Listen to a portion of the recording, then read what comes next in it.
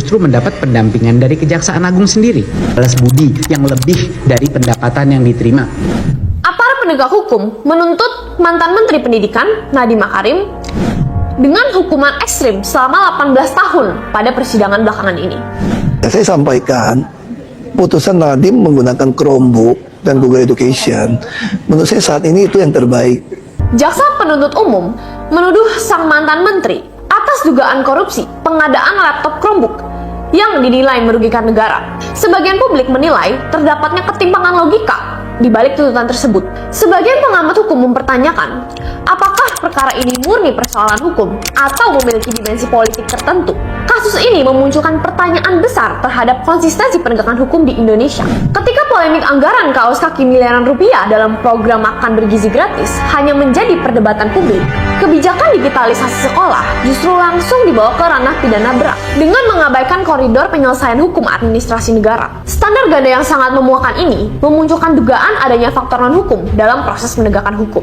Publik mulai mempertanyakan arah penegakan hukum di era pemerintahan sekarang. Mengapa aparat terlihat begitu agresif terhadap kebijakan digitalisasi pendidikan, tetapi tampak pasif terhadap berbagai kontroversi anggaran lain yang juga menyedot perhatian masyarakat? Ketika hukum bergerak sangat cepat pada satu kasus, namun melambat pada kasus lain, masyarakat wajar curiga bahwa ada kepentingan politik yang bermain di belakang meja kekuasaan. Jaksa penuntut umum membangun narasi dugaan korupsi berdasarkan asumsi kerugian negara yang dinilai kontroversial oleh sejumlah pihak. JPU mengklaim angka kerugian negara sebesar 1,56 triliun rupiah untuk program digitalisasi sekolah pada tahun anggaran 2020 sampai 2020. Selain itu, kejaksaan mendakwa kerugian sebesar 44,05 juta dolar Amerika Serikat akibat pengadaan laptop Chrome Device Management yang dituduh tidak berguna bagi sekolah. Jaksa juga menyampaikan tuduhan yang memicu perdebatan mengenai penyembunyian uang suap di dalam aset investasi masa lalu perusahaan sang menteri. Pihak kejaksaan turut mempersoalkan keberadaan tim teknologi profesional yang berada di luar struktur formal kementerian selama masa jabatan Nadiem. Jaksa menciptakan label The Real Menteri kepada staf khusus yang bernama Juristan, yang dinilai berpotensi menggiring opini publik terhadap perkara ini. Aparat penegak hukum tidak berhasil mencegah keberangkatan Juristan ke luar negeri sejak awal proses penyidikan dimulai. Jaksa menduga tim khusus tersebut mengunci spesifikasi pengadaan barang demi memenangkan vendor tertentu. Meski sebagian pihak menilai tuduhan tersebut belum didukung dengan bukti material yang solid. Pemerintah seharusnya membangun kepercayaan publik dari konsistensi dan transparansi penegakan hukum. Namun yang terlihat justru pola kriminalisasi kebijakan yang berpotensi membuat pejabat publik takut mengambil inovasi yang besar. Jika setiap keputusan strategis bisa dipidanakan setelah pergantian rezim, maka birokrasi Indonesia hanya akan dipenuhi oleh pejabat yang bermain aman dan takut untuk bekerja.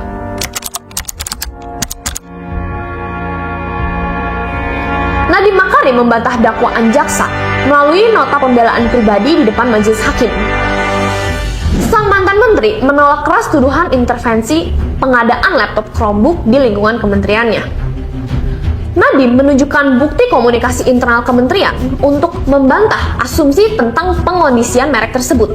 Dokumen internal tersebut membuktikan bahwa Nadiem justru mempertanyakan efisiensi operasi sistem Chrome dibandingkan dengan Windows sejak awal proyek dirancang. Terdakwa berupaya membantah tuduhan jaksa mengenai asal-usul harta kekayaannya dengan laporan keuangan yang sah dan transparan. Nadiem menegaskan bahwa seluruh kekayaannya berasal dari nilai laporan SPT atas usaha legal mendirikan Gojek sejak tahun 2015. Pendiri Gojek ini membantah tuduhan penjualan saham secara ilegal saat IPO Gotoh pada tahun 2022 yang lalu. Begini, posisi Pak Idon itu ibaratnya gini, ini gajah sama gajah berkelahi nih, ya. Pak Idon itu sebagai pihak pelandu yang digencet habis ketika terjadi perkelahian. Kalau ditanya, itu uang dari mana, uang siapa? Itu adalah kerjasama dengan pengusaha untuk membangun dermaga atau pelabuhan di daerah Kalimantan Timur. Pertanyaannya, siapa pengusaha? Hari ini kami tidak berani menyebut. Monggo teman-teman media menanyakan kepada pihak Kortas maupun Polda, siapa itu pengusaha? Kalau kami tidak berani menyebut. Yang jelas koper di mana uang ditaruh itu adalah koper presiden. Cukup ya? Adalah koper presiden. Cukup ya? Jumpa lagi bersama saya. Nah, teman-teman, kita telah melihat sebuah cuplikan video yang cukup menarik kita bahas pada saat ini. Nah, teman-teman, di video kali ini kita akan membacakan apa saja yang menjadi tanggapan atau komentar masyarakat Indonesia di cuplikan video ini. Nah, teman-teman, langsung saja kita membacakan satu persatu komentar yang ada di sini. Di sini ada yang berkomentar, teman-teman, mengatakan serusak-rusaknya hukum sejak Jokowi harus diadili. Dulu ada anak Aceh yang bilang Jokowi PKI, sekarang terbukti kalau Jokowi PKI. Awalnya itu Bambang Tri. Kalau terbukti PKI kok nggak ditangkap, takutnya sama PKI. Ngapain takut sama PKI? Yang ada PKI-nya yang takut, makanya sembunyi-sembunyi dan pura-pura bukan PKI. PKI sekarang sudah tidak dipermasalahkan, tapi ideologinya yang berbahaya, dan saya duga benar Jokowi mantan presiden. Ya, berikut teman-teman, kenapa baru sadar sekarang terbukti pesan dari mantan presiden Soeharto.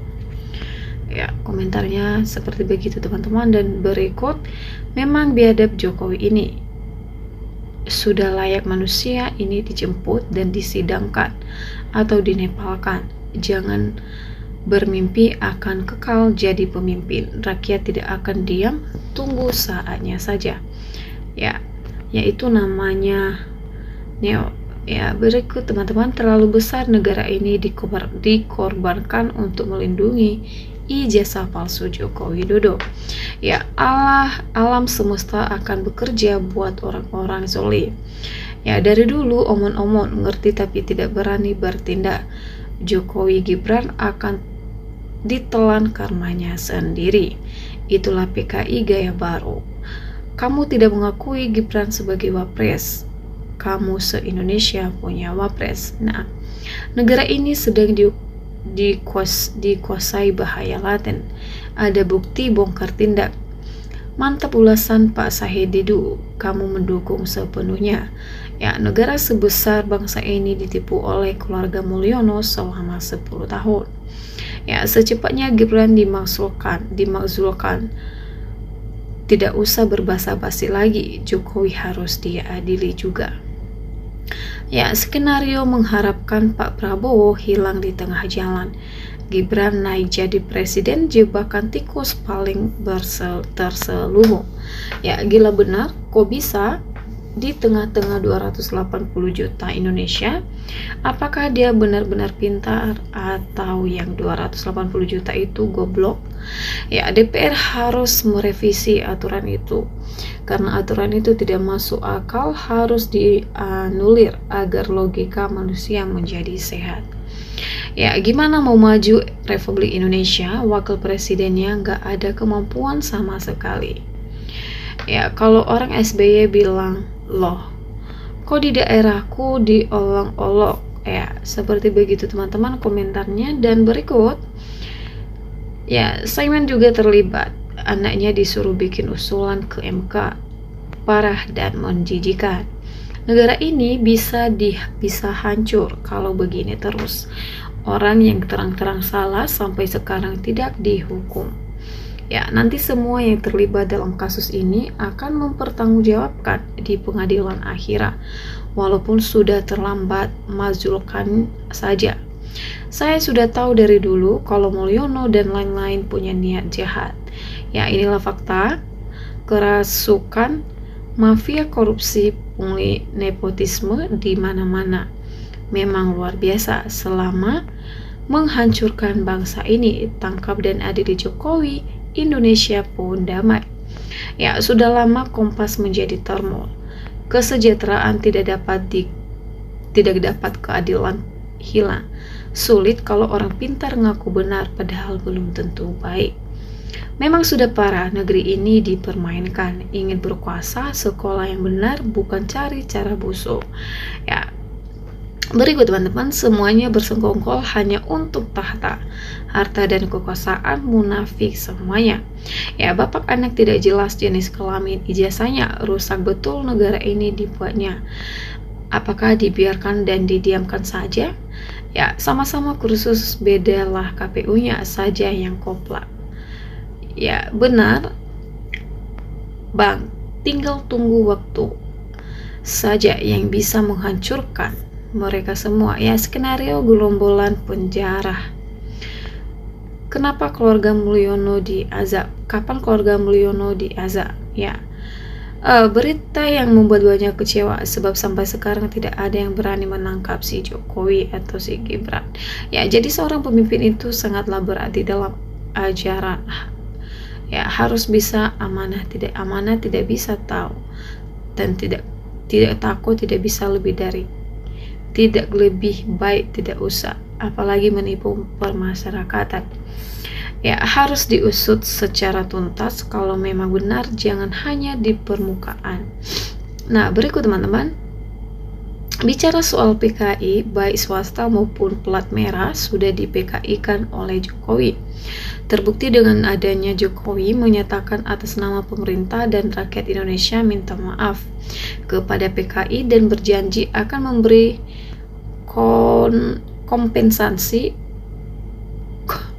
kompensasi terhadap keluarga PKI dan atau bukan PKI disamakan dan atau dilegalkan dalam segala aktivitasnya. Ya, dan itu semua diam, baik ulama pemukulan agama, para kiai, para jenderal, dan juga partai-partai yang lebih gak waras lagi, wakil presidennya yang namanya Maruf Amin juga bisa mengaminkan sesuai dengan namanya. Jadi Indonesia sudah diresmikan oleh Jokowi bahwa Indonesia PKI.